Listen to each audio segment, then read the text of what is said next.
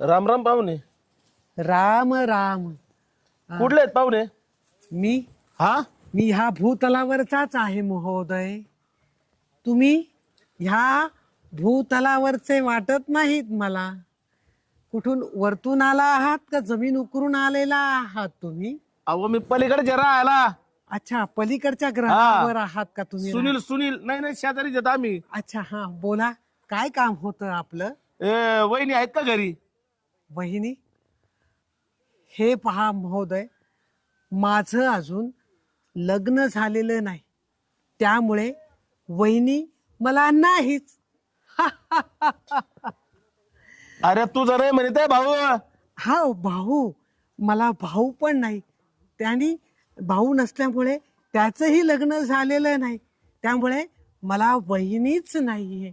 काय डोक्यावर पडले का काय काय